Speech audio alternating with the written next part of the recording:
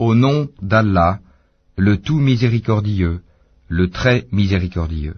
Par ceux qui arrachent violemment, et par ceux qui recueillent avec douceur, et par ceux qui voguent librement, puis s'élancent à toute vitesse, et règlent les affaires, le jour où la terre tremblera au premier son du clairon, immédiatement suivi du deuxième, ce jour-là il y aura des cœurs qui seront agités d'effroi, et leurs regards se baisseront. Ils disent, quoi, serons-nous ramenés à notre vie première, quand nous serons ossements pourris? Ils disent, ce sera alors un retour ruineux.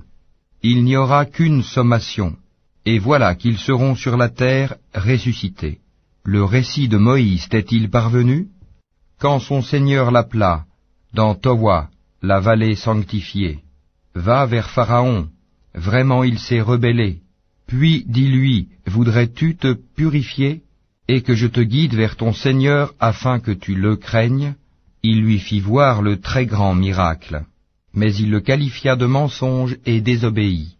Ensuite il tourna le dos, s'en alla précipitamment, rassembla les gens et leur fit une proclamation, et dit, c'est moi votre Seigneur, le Très-Haut. Alors Allah le saisit de la punition exemplaire de l'au-delà et de celle d'ici-bas. Il y a certes là un sujet de réflexion pour celui qui craint. Êtes-vous plus dur à créer ou le ciel qu'il a pourtant construit? Il a élevé bien haut sa voûte, puis l'a parfaitement ordonnée. Il a assombri sa nuit et fait luire son jour.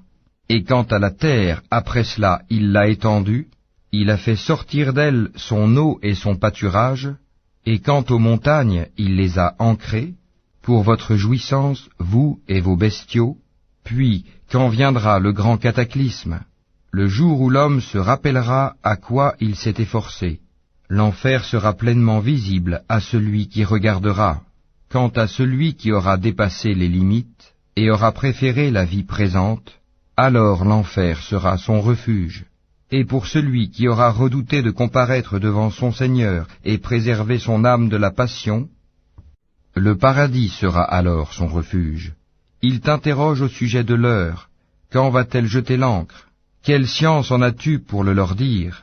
Son terme n'est connu que de ton Seigneur. Tu n'es que l'avertisseur de celui qui la redoute. Le jour où ils la verront, il leur semblera n'avoir demeuré qu'un soir ou un matin.